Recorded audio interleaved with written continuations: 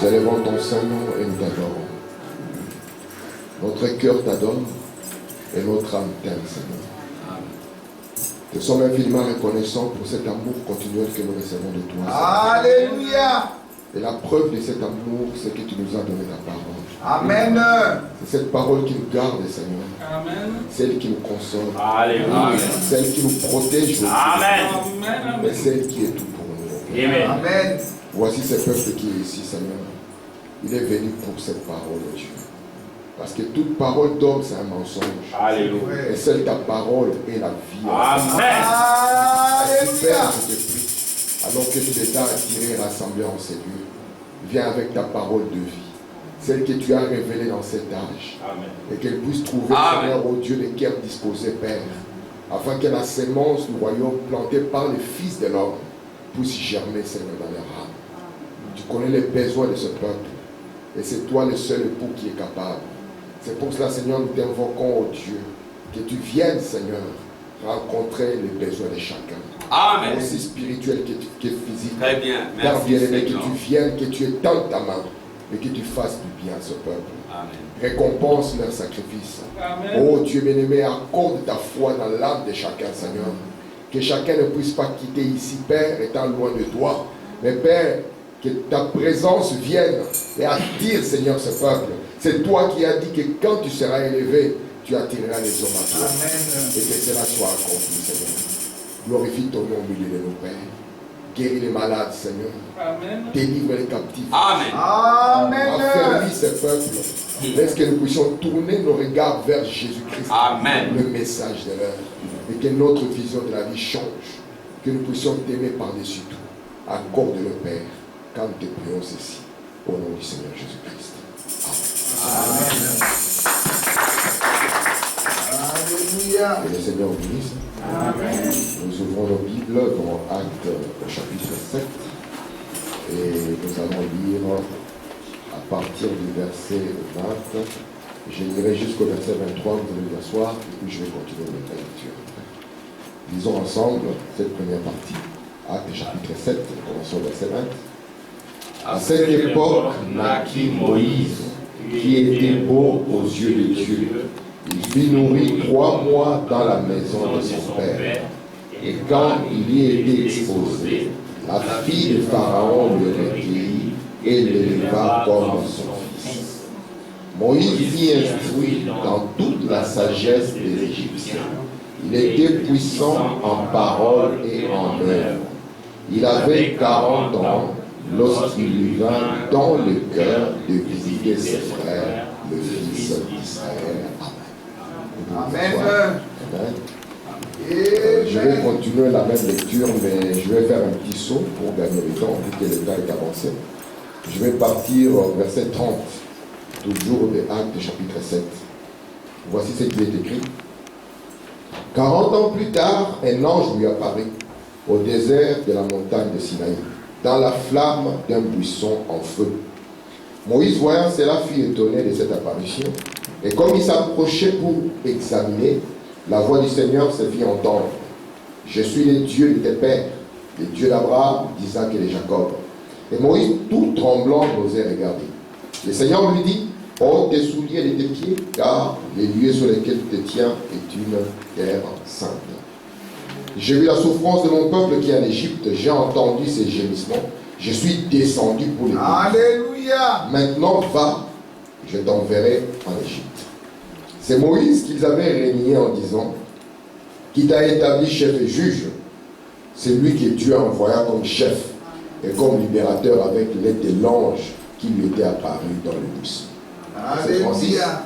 C'est lui qui les fit sortir d'Égypte en opérant des prodiges et des miracles au pays d'Égypte, au sein de la mer Rouge et au désert pendant 40 ans. Et c'est Moïse qui dit aux filles d'Israël, Dieu vous suscitera d'entre vos frères un prophète comme moi. Amen. Que Dieu ajoute les bénédictions à la lecture de la parole que nous avons lue. Et que Dieu vous bénisse tous. J'espère que tout le monde va bien. Amen. Comme vous l'avez vu dans la lecture, nous avons atteint la période de 40 ans. Je vais parler de cela aujourd'hui. Mais j'aimerais revenir juste encore pour vous mettre dans le bain. Je vais prendre l'âge de 21 jusqu'à ce que j'arrive à l'âge de 40. Frère Branham nous a montré, comme nous sommes en train de le voir ici mes frères, que chaque 7 ans, notre vie change. Et si nous lisons dans les psaumes, au chapitre 1er, il est écrit « Heureux l'homme qui ne s'assoit pas en compagnie de mon cœur ». Pourquoi? Parce qu'il sera comme un arbre qui est planté près des courants d'eau et qui donne son fruit en sa saison. Et vous devez comprendre que votre vie a différentes saisons. Et Dieu attend de vous que vous puissiez donner le bon fruit dans la bonne saison. Nous avons vu que les 21 ans, c'est la 3e fois que la vie d'un homme a subi un changement. Et durant ces changements, il est capital pour que la personne qui arrive vers cette zone comprenne qu'elle a vraiment beaucoup de chances d'être ce qu'elle sera dans la suite par rapport à ce qu'elle sera dans cette période ici. C'est pour ça que Branham nous a conseillé. Il a dit, souvenez-vous que la majorité des gens qui viennent au Seigneur ne viennent avant 21 ans. Parce qu'après 21 ans, la personne se fige. La personne a des pensées qui sont fixes. Elle a déjà des objectifs qu'elle va suivre dans sa vie. Si vous avez passé cet âge sans que vous puissiez vous souvenir de Dieu, ne laissez pas cela vous distraire. La Bible nous a dit, jeune homme, souviens-toi de l'Éternel pendant les jours de ta jeunesse. Et si tu es ici, tu entends cela, sache que c'est la voix de Dieu qui te parle de nouveau. Pour que dans ta pensée, pour que dans ton caractère, il puisse y avoir la présence constante de Dieu. Amen. Si Dieu remplit nos pensées, Frère Branham dit, je crois qu'un homme complètement abandonné à Dieu peut vivre sans péché. C'est ce que le prophète dit. Mais cela commencera d'abord par nos pensées. Parce que la plus grande bataille jamais livrée dans la vie de chacun, c'est toujours dans la pensée. Et notre pensée, qui est notre caractère, se développera et atteindra les niveaux élevés durant cette période. C'est pour ça que nous disons aux jeunes gens, le diable sait cela. Parce que le diable sait de quoi l'homme est constitué et comment il fonctionne. C'est pour ça qu'il va mettre beaucoup plus de distractions devant les jeunes gens que les personnes avancées en âge. Pourquoi? Parce qu'il sait qu'on se forme quand on est jeune. Et c'est pour ça que nous vous disons, de la même manière que vous avez des ambitions pour votre vie sur la terre, ayez des ambitions pour votre âme. Parce que votre âme peut vous être redemandée à n'importe quel moment. Et la consolation que nous pouvons avoir lorsque nous quittons la terre, c'est de dire, il a servi Dieu quand il était sur la terre. Alléluia. Et peu importe la période, qu'elle soit longue ou courte, on dira de lui, il a servi le Seigneur. La Bible que nous lisons ici, c'est la vie des grands hommes qui ont laissé des empreintes à cause de leur attachement et de leur service à Dieu. Amen. Frère Branham nous a dit, quand nous atteignons 25 ans, nous devons considérer que notre jeunesse est terminée. Mais il y a des gens qui ont fini leur jeunesse sans avoir auparavant pensé au Seigneur. Ils ont dit, écoutez, moi je vais vivre ma vie et je servirai Dieu quand je serai vieux.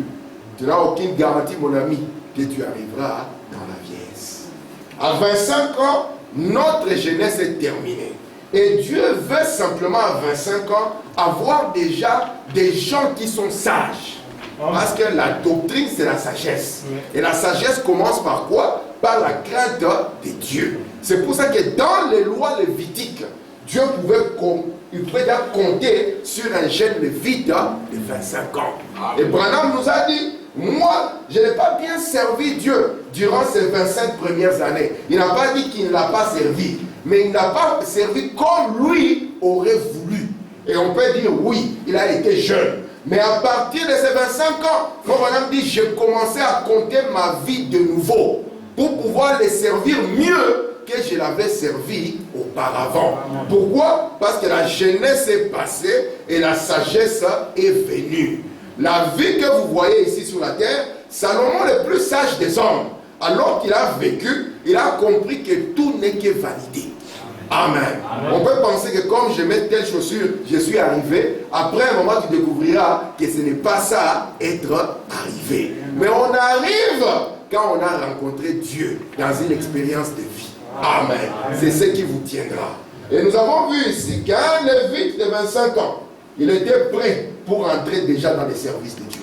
Et nous aussi à 25 ans, Dieu devait compter sur nous.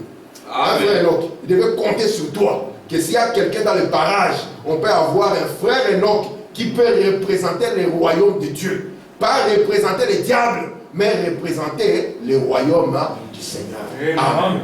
Nous avons vu que l'âge de 30 ans, c'est l'âge où Dieu vous donne une certaine responsabilité.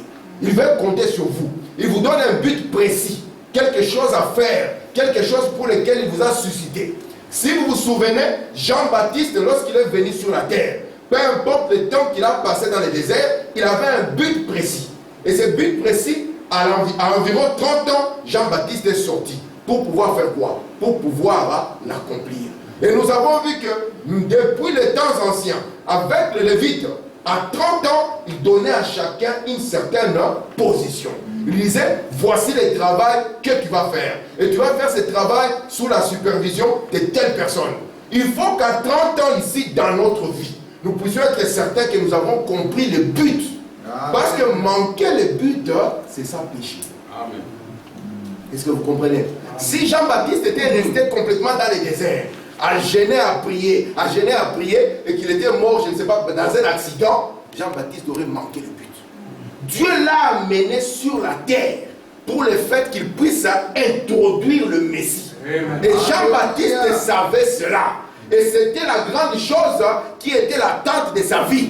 Ouais. Même si vous lui donnez autant d'argent lui disant, écoute Jean-Baptiste, il y a une opportunité qui va arriver en Syrie, il vous dira non, j'ai un travail à faire ici parce que le but de ma vie, c'est accomplir ceci. Amen. Et quand Jean-Baptiste a dit, voici l'agneau de Dieu, il faut que lui puisse croître et que moi je puisse diminuer. Jean-Baptiste était prêt à partir parce qu'il savait qu'il avait déjà accompli le but de sa vie. Amen. Frère Madame dit, il n'a pas accompli un grand miracle. Mais son ministère était le plus grand. Des hommes nés de femmes. Pourquoi? Parce que c'est lui qu'on avait attendu. Jean-Baptiste l'a pointé. Amen. Amen. Tout le monde dira, il viendra. Il a dit, le voici. Amen. Amen. Et nous savons qu'en l'ayant fait, Jean-Baptiste a été présenté comme un grand homme. Amen. Il a rencontré le but de Dieu dans sa vie. Amen. Nous avons 30 ans. Nous avons même dépassé 30 ans. Mais qu'en est-il du but de notre vie? Qu'est-ce que Dieu attend de nous? Nous ne devons pas marcher dans l'ignorance. Parce que ce n'est pas ce que Dieu veut. Voici pourquoi Jésus-Christ, à l'âge de 30 ans, Amen, il est sorti des eaux. Le Saint-Esprit est descendu. Et Dieu a dit, voici mon fils.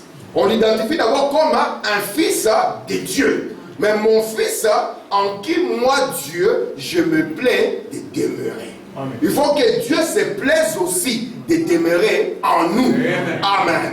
Et quand il fait cela, il a montré maintenant Jésus, voici le travail que toi, tu dois faire. Vous savez, quand Jésus, le Saint-Esprit est descendu sur lui, Frère Branham nous dit, à partir de ce moment-là, il est devenu le roi de Dieu. Amen. Est-ce que vous voyez ça? Amen. Avant, il n'était pas le roi de Dieu. Non. Amen. Mais là, il est devenu le roi de Dieu. Et Pierre dit, c'est Jésus-Christ ici que vous connaissez. Dieu l'a oint du Saint-Esprit. Et il est devenu le Messie. Et quand il est devenu le Messie, pour beaucoup de gens vont penser que c'était maintenant facile pour lui. Non. Dieu lui a donné 3 ans. Et ces 3 ans-là, c'était 3 années de dures épreuves. Parce que Dieu vous forme par les épreuves. Amen. C'est lui qui vous a dit que le christianisme, c'est la facilité. Il vous a menti. Amen. Le christianisme, c'est la croix. Et la croix, c'est l'agonie. Un jour, je parlais à un de mes enfants, je lui ai dit, toi, tu penses que tu es jeune, n'est-ce pas? Tu penses que c'est toi simplement qui as le droit de faire des choses? Je dis, ta mère, est-ce qu'elle n'a pas le droit de porter un pantalon d'hiver? En disant, ah, il fait froid, frère. Moi aussi, je me mets en pantalon. Mais à cause de la cause de Christ, Amen. Nous avons dit ce que Christ dit faux, nous l'appelons faux. Même s'il fait moins 30 degrés, nous allons dire, Seigneur, c'est toi qui as dit que nous ne pouvons pas nous habiller comme ça. Allez, prends soin de nous. Amen. Parce que le christianisme, Dieu vous forme dans les renoncements. Dieu nous forme dans le détachement au monde. Ce que le monde appelle grand, vous allez dire ça, ce n'est pas grand. C'est ça le chemin du christianisme. Jésus aussi à 30 ans pouvait avoir ses propres projets. Mais il a dit, Père, je me sanctifie moi-même pour eux. Un père devait se sanctifier pour ses enfants. Amen. Un pasteur devait se sanctifier pour ses brebis. Amen. Parce que c'est ça la cause de Dieu.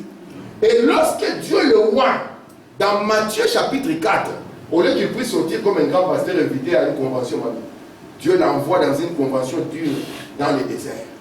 Et le premier la première personne qu'il rencontre, c'est le diable lui-même. Amen. Déjà, les 30 premières années de Jésus n'étaient pas faciles. Jésus est né comme un roi, mais dans une crèche, avec les odeurs de l'époque. Et toute sa vie a été toujours malmenée par des problèmes. Et frère madame dit, souvent nous avons une petite épreuve et nous nous plaignons, c'est une honte. Amen. Mais Jésus, toute sa vie a été problématique. Déjà sa naissance, lui-même il avait une mauvaise réputation. On avait appris que c'était suspect. La sœur là, vous savez comment on fait hein? Quand une sœur se marie, elle donne naissance, il y a des personnes qui sont disposées, ils comptent le mot. On compte. Pour Jésus, on avait compté. Un bébé comme ça qui ne sent pas être prématuré, il y a un souci. La réputation depuis la naissance était problématique. Le quartier dans lequel il a grandi, c'était problématique. Il n'y avait rien de bon qui pouvait venir du lieu où il est sorti. Mais pour montrer que même s'il y a pourriture autour de vous, vous pouvez être un témoin de Dieu. C'est pour ça que Marie pouvait être vierge alors qu'elle vivait là-bas à Nazareth. Jésus pouvait être un témoin alors qu'il vivait à Nazareth. Pour dire que, oh Seigneur, tu vois, c'est difficile. Toi aussi, si tu comptes sur Dieu, Dieu est capable de faire de toi une tempête. Amen. À l'âge de 33 ans, il faut madame dire, Dieu lui a donné 3 années de dures preuves. Pas seulement des épreuves, mais dures. Et durant ces 3 années, pourquoi? Parce que Dieu voulait l'établir, afin que sa parole soit loi et vérité. Amen. Est-ce que vous comprenez cela? Tu dis quelque chose et Dieu ne peut plus rien dire. Faut vraiment dire, c'est parce que Dieu voulait dire, moi je m'assois, c'est lui qui prend les choses en main. Amen. Élie était un homme soumis au même problème que nous. On peut dire, Seigneur, encore des factures? Oui. Mais il pouvait prononcer la parole. Et Dieu vient et il appuie cette parole. Amen. Et maintenant, pour que Dieu vous amène à ce niveau-là, il doit vous tailler par des dures épreuves. Pourquoi? Parce que la puissance sans caractère est démoniaque. Amen. Et vous allez voir que Branham dit qu'il a subi 3 attaques majeures. 3 attaques majeures. Et le premier des attaques, il avait faim. Vous savez que Jésus, c'était sa faiblesse? Amen. Vous ne croyez pas ça? Amen. Branham dit la faiblesse de Jésus, c'était la faim. C'est pour ça qu'un jour, il avait maudit un arbre alors que ce n'était même pas la saison. Parce qu'il attend que chaque chrétien puisse produire le fruit à sa saison. Et l'arbre qu'il a maudit là, c'était Israël, c'était le figuier. Vous comprenez cela? Jésus attend que même si on doit vivre cette parole dans des moments favorables ou pas. Amen. On ne peut pas seulement aimer Dieu quand tout va bien. On doit l'aimer même quand c'est difficile, même quand on ne comprend pas. Parce que Paul a dit, qu'est-ce qui nous séparera de l'amour de Dieu exprimé en Christ? Amen. Parce que l'aimer, c'est tout ce que nous pouvons. Amen. Et nous vivons pour lui. Maintenant, lorsque Jésus était entré dans le désert, sa première faiblesse était la faim. Et Branham dit qu'un homme à cause de la faim peut faire tout. Quelqu'un peut se prostituer à cause de la faim. Quelqu'un peut voler à cause de la faim. Quelqu'un peut régner le message à cause de la faim. Un prof peut devenir corrompu à cause de la faim. La faim, c'est quelque chose de terrible. Si vous voulez le voir, lisez un peu ce que les Juifs qui étaient mis dans les camps de concentration avaient subi à cause de la faim. À cause de la faim, un homme peut manger dans la poubelle. La faim peut vous faire manger même la viande crue. La faim est une chose terrible. Et le diable, sachant que Jésus est affamé, il est venu lui parler. Et lui a dit, écoute, tu peux transformer les pierres en pain. et pouvoir calmer ta faim. Vous savez que la Bible dit qu'on ne tiendra pas pour innocent celui qui vole parce qu'il a faim. Même dans la loi de Dieu, même si tu as faim, si tu voles, tu ne seras jamais innocent. Oh, pourquoi tu as pris la corruption? Parce que la faim à la maison. Maman attend l'argent. Et ici, Jésus était confronté à ça. William Branham dit, le diable voulait qu'il puisse utiliser sa puissance pour lui-même. Vous voyez pourquoi la puissance sans caractère est satanique. Amen. Pour utiliser, prenez seulement quelqu'un. On le nomme aujourd'hui président du Congo. Dans les 2 jours où il a utilisé la puissance pour lui-même, il est devenu le plus riche de tous. Ça, ce n'est pas le modèle de Dieu. Non. Vous allez voir, mais il n'avait pas d'argent. Comment ça fait-il? Il a les maisons partout. Et c'est ce que le diable voulait faire avec Jésus. Vous voyez, Dieu nous donne des dons. On peut avoir un don pour chanter. On peut avoir un don pour prêcher. Mais cela ne veut pas dire que ces dons-là est pour toi. Non. Que tu dois faire l'argent avec ça. Non, dit. Parce que ce n'est pas le modèle de Dieu. Et c'est comme cela que Dieu voulait l'adopter. Mais avant qu'il l'adopte, il doit être capable que ce que je mets dans sa main, il va l'utiliser pour le bien-être universel. Alléluia. Parce que si Jésus commençait comme ça, ce serait, j'ai mangé le pain, je transforme le pain. Qui est la belle maison ici? Ça sera mon garage. Je tape la maison la plus grande. Mais avec tout ce qu'il avait comme caractère, Frère Branham était capable de savoir là où il y avait un puits de pétrole. Oui. Amen. Une fois, il y a des frères qui sont venus, ils ont dit, Frère Branham, dis-nous où est le puits de pétrole. Alléluia. Nous te promettons que si tu nous le montres, nous allons soutenir l'œuvre de Dieu. Yes.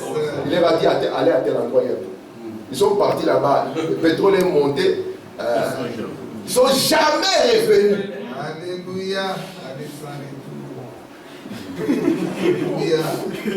Jésus pouvait dire à Pierre, jette, tire le poisson, il y a l'argent dedans. Imaginez un peu quelqu'un donne cette capacité à quelqu'un. Frère Branham dit, vous pensez que c'est facile pour moi? Il peut voir un frère qui vient, frère, voilà, il t'embrasse. Oh, je t'aime, frère Branham. Frère Branham dit, je sais que dans son cœur, c'est pas qu'il m'aime pas, mais il t'embrasse. C'est bizarre que Jésus a été vendu par un baiser. Il dit, mais après tu dois rester comment? Gentil, calme, paisible. Tu vas même prier pour lui, Seigneur. Aide mon frère. Mais si c'était moi, Église, n'est-ce pas que vous m'aimez? Amen. Faites attention. Il y a Alléluia. des gens suspects au milieu de nous. Mais Dieu l'a taillé, vous voyez ça? Pourquoi? Parce qu'à 33 ans, Jésus devait régner. Et ne peut régner que celui qui est victorieux. Yes. Et 33 ans, c'est l'âge de la victoire. Amen. Et il faut maintenant dire, pour qu'une victoire puisse demeurer, vous devez la gagner selon les règles. Yes. L'AFDL avait pris le pouvoir au Congo, leur victoire n'a pas demeuré. Ils n'ont pas gagné selon les règles. Jésus, la deuxième fois, le diable l'a encore attaqué, mamie. Il a vu que cela ne suffisait pas. Tu résistes, ce n'est pas grave. Écoute, tout ce que nous lisons dans Matthieu 4 s'est passé dans la pensée de Jésus. On dit qu'il a pris la menace au-dessus du temple. Ce n'est pas que les gens ont regardé Jésus était au sommet, non. C'était dans sa pensée. Parce que dans votre pensée, vous pouvez arriver même aux États-Unis. Yes. Et arrivé au niveau là, au-dessus du temple, il a dit saute. Parce que tu vas descendre comme un grand. Et quand tu descends, il n'y a pas de problème, on va se marcher. La lumière et tu es en bas. Tout le monde va applaudir. On dira que tu es grand. Faut madame dit qu'il voulait l'amener à montrer ses capacités, à devenir populaire. Vous savez qu'est-ce qu'il fait de bien, non? Vous voulez madame dit, il y a une chose merveilleuse lorsqu'on cite le nom de quelqu'un. C'est qu'on t'appelle, on applaudit pour toi et que tu passes. C'est ce qui fait même que les hommes politiques meurent pour ça. Ça dépasse même l'argent. On dit ça, papa, tu as l'argent. Tu peux partir. Non, non, non, non. Il fait que quand il passe, on applaudit. Un fois, ça va être Kadhafi, elle est passée là. On a applaudi. Et le diable voulait amener Jésus à entrer dans cette ambiance. Montrer de quoi je suis capable. Comme un jeune homme à l'école, il veut montrer aux autres de quoi je suis capable. Je m'habille plus que vous tous. Parce que tout se passe par là. J'ai le dernier téléphone. C'est moi l'homme du moment. Et c'est ce que le diable voulait conduire. notre Seigneur. Et la troisième des choses, Frère Branham me dit, il voulait lui donner quelque chose en rapport avec ces royaumes ici. Le royaume ici n'est pas notre royaume. Vous êtes avec moi? Parce que si ce royaume était le royaume de Jésus, alors il aurait des gens pour venir se battre pour lui. Mais le royaume de Dieu, c'est le Saint-Esprit. Amen. Et ce royaume peut être votre partage. Amen. Lorsqu'il devient esprit et vie dans votre corps. Amen. Et lorsque Jésus a vaincu cela, il a vaincu l'amour du matériel qu'on a aujourd'hui. C'est ça. On pense que réussir une vie, c'est réussir le matériel. Et pour le matériel, tous les coups sont permis. Les hommes les plus riches sur la terre, la majorité sont les plus grands escrocs. C'est vrai. Amen. Vous voyez comment ils maltraitent les gens qui travaillent pour eux. C'est ça. Ils essaient chaque jour de voler un peu plus. Ils n'ont aucune scrupule. Vous allez trouver quelqu'un, j'ai parlé un jour à mon enfant, il dit, si on te donne 100 milliards, qu'est-ce que tu feras de ça? C'est même indécent. Autant d'argent. Lui-même, il ne sait même pas quoi faire. Mais il y a un monsieur qui travaille pour toi, il gagne 1200, et toi tu calcules encore comment l'amener à 1000. Parce que 1200 c'est un peu trop pour lui. Et c'est ça ce qu'on présente comme des grands hommes. Et Jésus, lorsqu'il a vaincu cela, il était maintenant, c'est lui qu'on appelait l'écouter-le. Dieu pouvait dire, vous pouvez maintenant l'écouter. Parce qu'il n'a pas d'ambition. Qu'est-ce que Jésus a vaincu en réalité? Jésus a vaincu le moi. Amen. Le moi. Hier, j'étais avec Tim, on passait devant un arrêt de bus. Il y avait une maman. Elle a pris son téléphone, elle était en train de snapcher avec elle faisait des selfies. J'ai dit à Tim, nous sommes dans un âge terrible, où l'image de quelqu'un est terrible, le moi. Donc, on met des filtres, je suis le plus beau. Jésus avait vaincu le moi. Et Frère nous montre qu'à 33 ans, il n'est pas le seul conquérant que nous avons eu. Il nous montre que nous avons eu Alexandre le Grand. Et une victoire qui n'est pas faite selon les règles, elle ne peut pas demeurer. 33 ans, Napoléon aussi avait vaincu. Mais Branham montre que la plupart d'eux, au début, ne buvaient même pas. Mais quand le succès, le nom, le grand général, le stratège, a commencé à partir, ouais, frère Aaron, s'il devient un grand musicien, après un moment, il va commencer à se droguer. Parce qu'il faut leur dire, cela te monte à la tête. Il a montré que Alexandre avait vaincu des nations. Napoléon avait vaincu des nations. Mais la seule chose qui fut leur échec, c'est parce qu'ils ont été capables de se vaincre eux-mêmes. Mais Jésus a eu la victoire sur lui-même. C'est pour cela qu'à 33 ans, il a dit, Père, non pas ma volonté, mais ta volonté. Amen. Quel est l'homme encore qui peut dire, Père, non pas ma volonté, mais ta volonté? Mais un homme de 33 ans dira, je maîtrise, frère, je suis adulte. Qu'est-ce que tu veux? Je vous ai dit, il n'y a pas un âge pour le péché. Il n'y a pas un âge où on dit, je maîtrise l'affaire. Non. Jésus à 33 ans était toujours obéissant. Et c'est pour cela qu'il a été établi positionnellement comme le Père. Et Dieu a dit, écoutez-le. Amen. C'est l'âge de victoire. Amen. C'est l'âge où vous pouvez vous vaincre. Vaincre vos propres ambitions mondaines. Vaincre vos idées tordues. Cet âge-là, Dieu attend que vous puissiez avoir une victoire. Amen. Je vais juste introduire l'âge de 40 ans, je peux dire. Est-ce que ça va? Amen. Regardez ici dans Actes chapitre 7. On dit ici, je prends ici à partir du verset 22, ou 23, 22 je commence. Moïse fut instruit dans toute la sagesse des Égyptiens. Il était puissant en parole et en œuvre, n'est-ce pas? Il avait 40 ans lorsqu'il vivait dans le cœur. C'est un sentiment, n'est-ce pas? Mais c'est Dieu. De visiter ses frères, les fils d'Israël. 40 ans, c'est la période d'une génération. Vous le savez? Amen. Selon les statistiques, notre vie devait s'arrêter à 40 ans. Si vous dépassez 40 ans, sachez que c'est du bonus. Amen. Que Dieu vous donne. Ne devenez pas trop fiers. Oh non, moi je mange bien, j'ai dû dire longtemps. Non, ça n'a rien à voir. C'est un bonus que Dieu vous accorde. Amen. C'est pour ça que 40 ans est toute une génération. Amen. Et 40 ans, c'est les chiffres de la tentation et de l'épreuve. Vous voyez ça? Je continue ici. Je prends le verset 30. 40 ans plus tard, donc quand il va sortir, il va rencontrer quelque chose. 40 ans plus tard, un ange lui apparaît. Donc il y a quelque chose que Dieu fait chaque 40 ans. Vous comprenez ça? Remarquez, je passe encore pour gagner le temps, le verset 36. C'est lui qui a fait sortir d'Égypte en opérant des prodiges, des miracles au pays d'Égypte et au sein de la mer Rouge. Et au désert pendant 40 ans. La vie de Moïse est constituée de 3 périodes de 40 ans. Et Frère nous dit ici, savez-vous que 40 ans, c'est l'âge auquel Dieu appelle? Amen. Pourquoi? Parce que vous êtes arrivé à la fin de votre vie. Et Dieu vient vous appeler. Il vient comme si vous réveillez.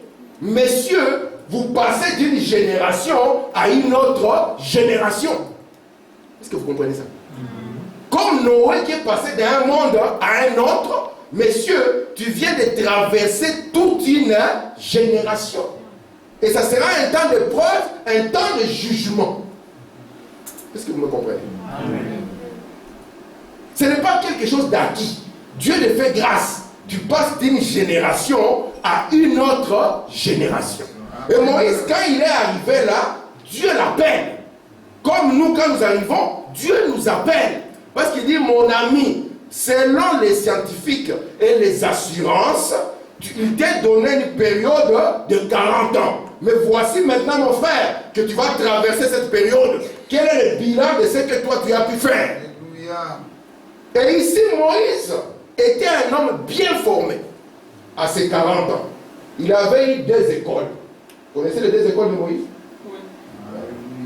Il avait eu l'école d'Égypte. C'est pour ça qu'on dit ici qu'il avait été instruit dans toute la science de l'Égypte.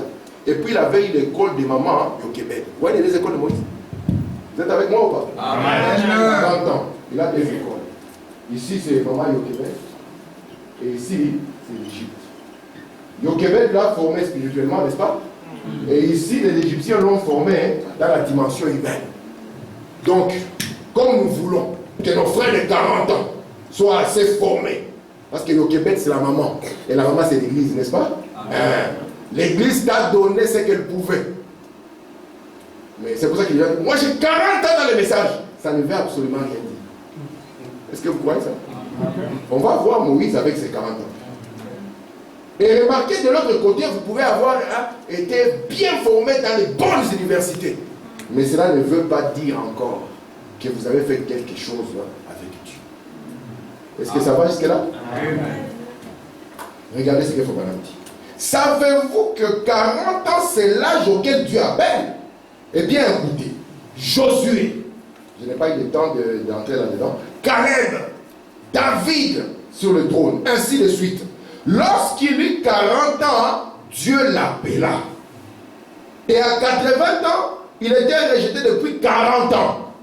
La durée de la vie de Moïse fut de 120 ans. 40 ans, c'était l'instruction. C'est pour ça que les premiers 40 ans ici, ce sont les fruits de l'école. L'école de dimanche et l'école de la semaine. N'est-ce pas? Amen. Parce qu'ici, c'est aussi l'école du dimanche. Hein? Frère, c'est l'école du dimanche. Tu ne te rendais pas compte? C'est parce qu'on n'a pas les diplômes à la fin de chaque année. Ici, les 5 diplômes que nous avons pour vous, c'est les 5 esprits. A réussi au test, c'est lui qui a reçu les 5 esprits. A échoué lamentablement, c'est lui qui n'a pas reçu les 5 esprits. Amen. Écoutez ici. La durée de la vie de Moïse fut de 120 ans. 40 ans, c'était l'instruction, qui ont été un échec total.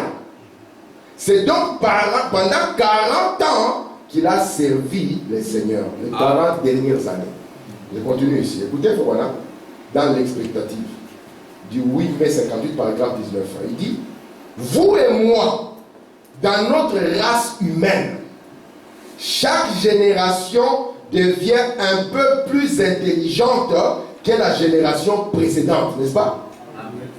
Quand j'étais enfant, je me demandais comment est-ce qu'un homme peut sortir de la maison avec le téléphone. Je pensais qu'il devait avoir un fil très long pour essayer de marcher avec un téléphone jusqu'à ce qu'il y ait un monsieur qui a compris qu'on peut avoir un téléphone qui n'a pas de fil. Frère Aaron, lui, il a grandi dans un monde avec un téléphone avec des fils. Il y avait un monde avant où quelqu'un laissait le téléphone dans la maison et partait en chemin sans qu'il puisse y avoir des téléphones. Et les gens communiquaient. Je me souviens, quelqu'un pouvait voyager, venir en Europe, il arrivait, écrivait une lettre. Mes frères et sœurs, je suis arrivé. La lettre est arrivée, 2 mois plus tard, là vous savez, ah, il est arrivé. Aujourd'hui, il est dans l'avion, vous avez un selfie. Il est déjà au milieu de l'air, vous avez un deuxième selfie. Quand il descend, vous avez les selfies. Vous voyez, le monde marche d'une manière rapide. Frère Branham, c'est parmi les visions qu'il a eues, les changements rapides dans les domaines technologiques. Et Frère Branham nous montre que l'homme devient de plus en plus intelligent, mais il devient de plus en plus faible. Physiquement, il devient faible. À l'époque de Frère Branham, les gens se battaient à main nue. Ils passaient la nuit en trempant le poing dans du vinaigre et ça sautait comme du métal. Et quand il s'est donné des coups, c'était sérieux. Et le lendemain, il s'est réveillé pour aller travailler. Aujourd'hui, vous vous soumettez, les gens à ça, ils sont morts. Les boxeurs à l'époque, 12 rounds. Aujourd'hui, c'est difficile qu'on arrive à 12 rounds. Déjà à 6 rounds avec tout ce qu'on a mangé d'hybride. La maman de Wesley, dans sa famille, était à 26. Pas différentes femmes, non. Une maman, 26 enfants. Elle-même, 19 enfants. Quelle est la sœur qui est prête à nous montrer qu'elle est capable? Je pense qu'à partir de cette, nous allons dire, sœur, pense à ta vie. Parce que vous êtes conscient que l'homme a faibli dans son corps. La nourriture qu'il mange, c'est la mort. Il mange une nourriture transformée, une nourriture qui n'existe même pas dans le plan original de Dieu. Et Frère Branham me dit, les grains hybrides semblent beaux, mais c'est la mort. On peut manger un fruit ici, il n'y a pas de grains dedans. On est content. Tu manges un raisin, tu dis, ah, merveilleux, c'est vraiment le millénium. Il n'y a pas de grains, il n'y a pas de vie. L'homme devient intelligent, mamie. Il veut aller habiter Mars. Il veut aller ailleurs. Alors qu'il y a ces semblables qui meurent de faim sur la terre. Quel est le programme? 150 milliards pour Mars et le papa. Il y a des frères ici sur la terre qui meurent de faim.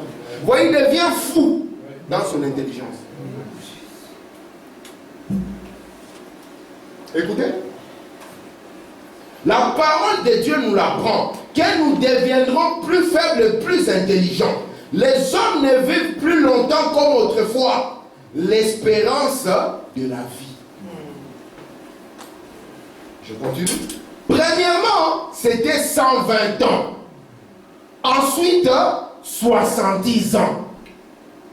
C'était le temps imparti. Au temps de Noé, 120. On descend encore un peu au temps de David, 70. Maintenant ici, il dit, notre génération s'est réduite à cela. L'espérance moyenne de vie, c'est quelque 35 ou 40 ans. Et 35, c'est la 40e transformation. C'est la 5e fois qu'un homme subit son changement. Il dit, c'est ça. Quand tu vois, va chercher un crédit. Oh, moi, j'ai 20 ans, donne-moi un crédit de 50 ans. On va te dire, non, papa. Le maximum pour un crédit de maison qu'on peut te donner, c'est 25 ans. Parce qu'ils calculent. Ils savent que ce monsieur peut mourir d'un instant à l'autre. C'est pour ça que quand tu arrives à 40 ans, ne pense pas que tu es un dur à cuire. Hein? Non, c'est Dieu qui t'appelle encore de nouveau. Te montrant, mon frère, que ta vie est limitée, que tu es en train de traverser toute une génération. Est-ce que ça va? Merci Seigneur. Frère Branham dit, bon, je vais laisser ça. Je laisse pour que je gagne le temps. Je prends ici dans Moïse, le grand serviteur. Il dit, eh bien Moïse, la première tranche de 40 ans, savez-vous qui était l'enseignante de Moïse? Frère Branham dit sa mère. Il ne pouvait pas avoir meilleure enseignante que ça. En effet, sa mère était payée comme préceptrice pour élever son propre fils. Je vous assure, Dieu avait certainement voilé les yeux de Satan, n'est-ce pas? Parce que c'est là où il a reçu le fondement. Écoutez, Moïse, ayant donc appris de sa mère qu'il avait été élevé, sa mère était spirituelle. N'est-ce pas? Amen. N'est-ce pas que nous voulons d'une église spirituelle? Amen. Qui veut d'une église spirituelle? Donc pour avoir une église spirituelle, ça signifie que nous tous nous devons prier pour l'église, n'est-ce pas? Amen. Parce que nous voulons d'une église spirituelle. Parce que si cette église n'est pas spirituelle, ça devient un club de Congolais. Et d'ailleurs, ici, il n'y a que des Congolais aujourd'hui. Un club de Congolais. Donc, on connaît, il y a des Congolais là-bas quelque part. Mais si l'église est spirituelle, si le Congo a des habitudes qui sont anti-parole, nous ne pouvons jamais nous identifier à ces gens. Ils diront, mais c'est quoi? Vous êtes des Congolais? Oui. Mais plus. Vous êtes avec moi? Alléluia. Regardez ici. Oh, nous les Belges, nous aimons bien quand nous avons mangé un petit verre de bière, la bière. Ici, il n'y a pas de bière. Parce que nous sommes Belges et plus. Vous êtes avec moi? Amen.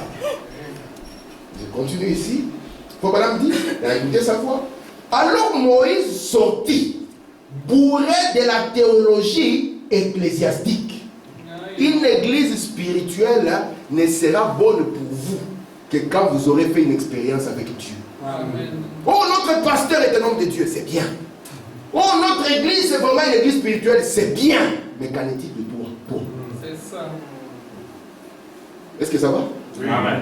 Parce que Moïse a fait une mère spirituelle. Et cette mère spirituelle lui a dit, tu es né libérateur. Amen. Tu n'es pas un Égyptien. Non. Toi, tu es un enfant consacré, un héros. Le programme de Dieu va s'accomplir par toi. Est-ce que cela suffisait? Non. Moïse a cru que, frère Amar a dit que Jésus est avec nous, donc amen. Et puis moi aussi j'ai étudié à l'ULB, donc c'est bon. Je suis le fils de frère Tim. Cela ne suffit pas. Moïse est sorti. Il avait senti, non, c'est le moment. C'est bien le moment. On va démontrer à ces gens que trop, c'est trop. Il a connu un échec total. Nous, tout ce que nous pouvons faire, c'est vous dire ce que Dieu a dit. Ne vous limitez pas à cela. Et d'ailleurs, je ne veux pas même que vous soyez corrompus. Ne prenez pas nos paroles plus que la parole du messager. C'est là où la première corruption commence. C'est là où on établit le veau d'or. Parce que le veau, c'est un pasteur qu'on a divinisé, qu'on a présenté devant le peuple, en disant c'est lui qui vous avait sorti de l'Égypte. Vous êtes avec moi? Vous tremblez. Je suis en train de vous libérer. N'est-ce pas? Pour qu'aucun pasteur ne domine sur vous. Amen. Si frère Tim vous dit quelque chose que frère Branham n'a pas dit, vous avez le droit de dire frère Tim, frère Branham ne l'a pas dit. Il l'a dit où? Oh, c'est moi qui l'ai dit. Mais ça, c'est toi. Mais je ne suis pas tenu. Parce que c'est toi qui l'as dit. Reste-moi que tu me préviens que c'est moi qui l'ai dit. Mais si je viens vous dire ici, voici ce qui est dans la loi. Alléluia. Et que tu résistes à cela, qui va te défendre? Parce que demain, on va te sortir un veau d'or, un pasteur divinisé. Il n'est plus frère. On ne peut plus l'appeler frère. Si on l'appelle frère, il pique, il guise. Il est devenu divinisé. On a mis de l'or autour de lui, sous le veau. Et on a dit au peuple, c'est lui qui vous a délivré. C'est par un prophète qu'Israël fut délivré. C'est par un prophète qu'Israël fut délivré. C'est ça le programme de Dieu. Vous êtes avec moi? Amen. Est-ce que la même chose m'a de délivrer les gens? Pour que les gens ne puissent pas être tenus dans le filet d'aujourd'hui. Écoutez, il faut me dire, mais un matin, Moïse était sorti bourré de la théologie ecclésiastique. Il devait être le prochain pharaon. Nous voyons qu'il ne connaissait toujours pas Dieu. Amen. Après 40 ans, dans une église spirituelle. Donc on peut avoir des gens qui ne connaissent pas Dieu. Mais c'est quand même quelque chose de grave. Hein? Mamie, 40 ans dans une église spirituelle où on chante des cantiques, où le Saint-Esprit descend. Il peut y avoir un frère dans un coin, il ne connaît pas Dieu. Amen. Mais il connaît les citations. Hein. Il peut prendre les tableaux et vous montrer le plan de la rédemption. Apocalypse chapitre 4, l'église est enlevée. Ça ne veut pas dire que toi, tu as été racheté parce que tu connais ça. Amen. Est-ce que vous êtes avec moi? Il peut dessiner tout correctement. Branham me dit que Judas, il discutait même avec les pharisiens pour leur montrer que Jésus est le Messie. Amen. Judas pouvait démontrer. Il prend la citation. Lisons un peu Isaïe là-bas. Alléluia. Mais qu'en est-il de votre âme? Parce que nous ne voulons pas seulement le Saint-Esprit pour votre don, mais nous voulons le Saint-Esprit pour votre vie. Alléluia. Et Moïse a fait 40 ans. Il a été enseigné dans tout ce qu'il y avait comme connaissance. Mais Moïse ne connaissait pas Dieu. Voici pourquoi Foucault dit, je préfère connaître l'auteur que connaître la Bible. Amen. Amen. Amen. Regardez ici. Nous voyons qu'il ne connaissait toujours pas Dieu. Mais un matin derrière le désert, étant un vieux homme de 40, de 80 ans, avec sa longue barbe qui pendait, il a vu un buisson ardent. Amen. Et il s'est détourné pour voir ce qui s'est passé. Écoutez. Peu importe combien Moïse avait été bien enseigné. Oh, nous avons un docteur. C'est un enseignant. Notre pasteur, n'en parlons pas, il n'y a pas deux. Il faut demander de Jésus, lui, quand il enseigne, c'est clair. Amen. Il faut madame dire, il a été bien enseigné. Mais cela ne suffit pas. Vous devez rencontrer Dieu tout seul. Amen. Et être sûr que je le connais, je l'ai rencontré. C'est ce qui vous tiendra. Vous êtes avec moi? Amen. Vous devez être sûr que j'ai rencontré ce Jésus dont Branham parle. Alléluia. Écoutez ici. Peu importe combien Moïse avait été bien enseigné, combien il connaissait la théologie, combien il était un bon membre, chaque dimanche il est là. Le vendredi il est là. Il prie même pour l'église. Mais cela ne suffit pas encore. Écoutez ici. Il avait une bonne enseignante, sa mère, qui avait été élevée. Il dit, chaque précepte de l'instruction que l'on pouvait acquérir, il était le fils du roi. Mais malgré tout, quand il a essayé par lui-même, il a échoué dans son entreprise. Devant les diables, vous n'avez aucune force. Est-ce que vous le savez? Devant les diables, vous n'avez aucune capacité par vous-même. Il a beaucoup plus d'expérience que vous et moi. Amen. Il avait commencé avec notre père Adam. Il a dribblé. Il a continué les dribbles. Il a dribblé celui-ci, il a dribblé celui-là. Si tu vois rester, dire, ah, il est comme ça. Ah, on va appliquer la même méthode. Il a une liste. Si tu résistes à ça, il sort avec ça. Si tu résistes à ça, il sort avec ça. Mais, si Jésus est dans votre cœur, Amen. il prendra les décisions. Amen. Frère Branham me dit, Moïse, après avoir vécu l'échec de ces 40 premières années, il est sorti avec une conclusion, que l'homme a 7 faiblesses. 7. Qu'il lui-même en avait 7. Amen. Peut-être qu'un jour on a parlé avec ses mains. Mais 7 faiblesses de Moïse. Et Moïse a dit, je suis rien. Mais les jeunes aujourd'hui, ils disent, c'est moi l'homme du moment. Vous voyez la différence? Tu ne verras pas les gens qui disent, moi je suis, non, moi je suis là, donc si moi je ne suis pas dans cette école, l'école peut fermer. Donc il a vraiment, vous voyez vraiment, et même quand on voit même dans le programme de Dieu, il y a des gens qui pensent que sans lui, Dieu ne peut plus travailler. Écoutez ici. Tous les 40 ans de la formation théologique reçue de sa chère mère, tout ce qu'il avait appris dans tous les manuels, cela a fait de lui un échec. Et dans 5 minutes qu'il a passé, abandonné dans la présence du fait de Dieu, il a été mieux équipé, plus que tout ce que les équipements du monde pouvaient faire de lui. Si vous rencontrez Dieu face à face, cela va vous équiper plus que tout ce que l'homme peut vous donner. Amen. Est-ce que vous dites Amen? Amen.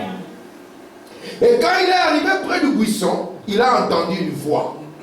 Écoutez, Dieu devait les calmer pendant 40 ans avant de pouvoir lui parler. Amen. Pendant 40 ans, Moïse savait qu'il est grand. Il savait que côté science égyptienne, il était puissant en parole et en œuvre. Côté citation, Moïse était puissant en parole et en démonstration. Lui-même quand il rentre, il dit, vraiment un homme est ici. Lui-même quand il rentre, il se regarde, il dit, vraiment, une œuvre bien faite. Il a une autre opinion de lui-même. Mais il fallait que Dieu puisse le calmer. Amen. Aujourd'hui, Dieu a difficile à calmer les gens. Mais pour calmer Moïse, il a pris 40 ans, mamie, de calmer tout un homme comme Moïse. S'il a pris 40 ans pour un prophète, qu'en serait-il de nous? Parce qu'il devait ôter tout cela de lui. Amen. Les grands ceci, les grands cela. Amen. Il devait les tailler. Amen. Il devait enlever cela de lui. Lui montrer que Moïse, tu es en train de passer d'une génération à une autre. C'est pour ça que la première génération qui ne l'a pas reçu, Dieu a frappé cette génération. Et l'a condamné. La deuxième génération qui a suivi, Dieu l'a laissé dans le désert. C'est cette troisième génération qui était née là que Dieu a permis d'entrer. Amen. Car on doit réfléchir. On ne peut pas, parce qu'à 30 ans déjà, vous êtes parti avec le cafard. Maintenant, quand les 40 ans, qui sont les deuxièmes jugements même de la terre, la première guerre mondiale commence en 40. Qu'est-ce qui va arriver quand vous allez atteindre ce niveau-là? Amen. Je suis grand. On est la grande église. C'est tout ce qu'on entend aujourd'hui. Deux prédicateurs ne peuvent plus demeurer ensemble. C'est impossible. Il faut qu'il y ait qui suis grand. Fais attention, quoi. Et l'autre dit, c'est comme ça que tu le prends. Moi aussi, je vais devenir grand dans mon coin. Et nous avons des coins remplis de grands. Il n'y a plus de petits au milieu de nous. Alors qu'avant, tout le monde était frère. Amen. Qu'est-ce qui s'est passé? Je vais vous montrer quelque chose. Et je termine par ça. Je vais passer vite. Vous permettez que je passe? Je vais passer un peu plus ça. Je vais vous montrer quelque chose. J'ai dit avant une citation. Je prends juste 10 minutes et je m'arrête. Je prends à Dieu tient sa parole. Paragraphe 58. Entendez-vous cela? Je suis quitte. Ne pointez pas votre doigt sur Dieu. Il a envoyé sa parole et il a confirmé, n'est-ce pas? Amen. Nous avons la confirmation. Amen. Amen. Amen. C'est pour ça que nous avons ça comme témoignage devant chacun. Si vous allez à Washington DC, vous allez à la bibliothèque du Sénat, cette photo s'y trouve. Parce que quand cette photo a été prise, c'était un bouleversement. Frère Branham m'avait parlé de cette lumière, parce qu'il connaît cette lumière depuis qu'il est enfant. Parce qu'il a gardé cette colonne de feu dans son cœur. D'accord? Amen. Mais alors qu'il en parlait, personne ne pouvait le voir de manière visible. Et dans un débat, cela a été pris. Donc il y avait un monsieur qui était venu pour le contester. Il est venu avec ses photographes. Et ce sont ses propres photographes qui ont pris cette photo. Amen. Amen. Un catholique et un juif. Quand ils ont développé, qu'ils ont vu cette lumière sortir, ils ont sauté. Ils ont failli piquer une crise. Amen. Gloire à Dieu. Ils sont partis amener ce cliché pour qu'on aille voir si c'est quoi exactement. Amen. On a parlé de cette lumière qui est là. Gloire à Dieu. Amen. Et l'examinateur, John Plassy, qui travaillait pour l'FBI, il était un consultant là-bas. Il l'a examiné avec la technologie qu'ils avaient. Dieu est bon. Si c'était aujourd'hui, on dirait que c'est Photoshop. Photoshop n'était pas encore. Il a examiné, il a dit non, l'œil mécanique ne peut pas prendre la psychologie. Amen. Il dit la lumière était effectivement là. Et au Seigneur, on l'a pris. Moi j'ai des vidéos, je vous l'enverrai, ça vous allez voir. Il y a un frère qui est parti encore pour voir ça. Et on lui a donné, il y a l'original qui est gardé. Et personne n'y touche. Amen. C'est la preuve d'un être surnaturel qui a été photographié. Un jour, un homme est venu, il a pris la photo. Il a dit, frère Branham. Peut-être que pour le monde, ils ne savent pas. Il dit, connais-tu cette valeur? La valeur de cette photo. Amen. Il dit, non. Peut-être que cela ne sera pas démontré de ton vivant. Mais, aussi longtemps qu'il y aura une civilisation chrétienne, Si vous voyez une civilisation qui n'a pas cette photo, elle n'est pas chrétienne. Non, Parce qu'ils n'ont pas Christ. Christ et c'est l'onction. Mais aussi longtemps qu'il y aura une civilisation chrétienne, cette photo demeure. Amen. Comme étant la preuve d'un être surnaturel. Nous avons un message qui est confirmé. Frère, voilà, mais nous ne pouvons pas pointer les doigts sur Dieu. Dieu a fait sa part. Il nous l'a confirmé. Il dit, écoutez, Très bien. il a envoyé sa parole et il l'a confirmé. Il est totalement quitte. Qu'en est-il de cela maintenant? Quel est l'impact de ceci? Après tout ce temps. Il faut vraiment dire, si j'étais un membre de l'église pendant 40 années, et que le Saint-Esprit me disait que je n'étais pas réellement un saint de Dieu né de nouveau, je me dirigerais vers cet hôtel maintenant. Amen. Ne voudrez-vous pas le faire? Dit Frère Branham pendant que nous chantons. Donc 40 ans ne suffisent pas. Mais comme nous avons cet être surnaturel, vous pouvez le rencontrer. Amen. Amen. Dans une expérience, il vous changerez. Amen. Vous êtes avec moi? Amen. Amen. Frère Branham me dit, je vais terminer par cette citation. Merci Seigneur. Vous savez que c'est un danger de rejeter un prophète. Amen. Un danger. En l'an 30, Jésus est venu, placé dans le travail, n'est-ce pas? Pour qu'il puisse délivrer Israël. L'an 30. Comme Moïse, on lui a dit qu'il t'a établi chef. N'est-ce pas? Amen. Et en 33, on l'a pris, on l'a mis à la croix, on l'a tué. Vous pensez que cette génération allait s'échapper? Ah non. 40 ans plus tard, parce que 40 apporte un jugement, il y a eu un général, l'an 70. 40 ans depuis là, monsieur Titus est arrivé. L'an 70. Cette génération a voulu de paix. Israël a été détruit. Maintenant, je vais vous montrer quelque chose et je partirai de cela dimanche prochain. Regardez ici. Qui sait en quelle année l'âge de la Odyssée a commencé? Lecteur du message. 1908. 1909. Donc en 1906, le Saint-Esprit a fait quoi? Il est descendu. N'est-ce pas? C'était à Azusa Street. William Branham dit, de la même manière qu'il y a 2000 ans, Dieu est descendu dans une crèche. En 1906, Dieu est descendu dans une petite étable. C'était à Azusa Street. Et cela a créé une génération. Cette génération-là, on les a appelés les batailleurs. Le même type que les autres là. Cette génération est partie de 1906 à 1946. Dieu devait leur donner le message. Dieu devait leur donner les sauts. Amen. Mais ils se sont battus depuis le mont Horeb jusqu'au mont Nebo. Et qu'est-ce que Dieu a fait? Il a laissé cette génération. C'est pour ça qu'en 1946, quand Israël devenait une nation, Amen. l'âge est descendu Yes, sir. en vue d'une autre génération. Vous êtes avec moi? Amen. C'est pour ça qu'il vous a dit, à partir d'ici, comptez 40 ans. D'accord? Parce que la génération-là ne peut pas passer sans que Jésus-Christ revienne sur la terre. Vous voyez? Parce que cette première génération a refusé la visitation.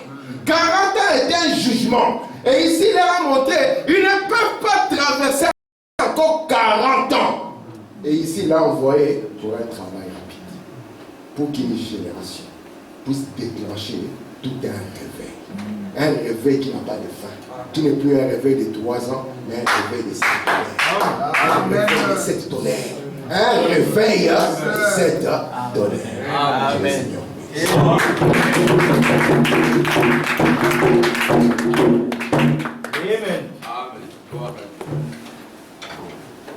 Nous allons nous mettre debout. Que vous aimez le Seigneur? Amen. Est-ce que vous aimez le Seigneur? Amen. En Christ seul, nous allons prier. En Christ seul, mon espérance.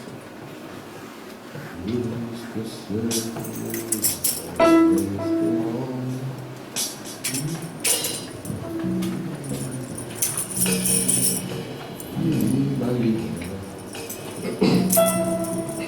En Christ seul est mon espérance.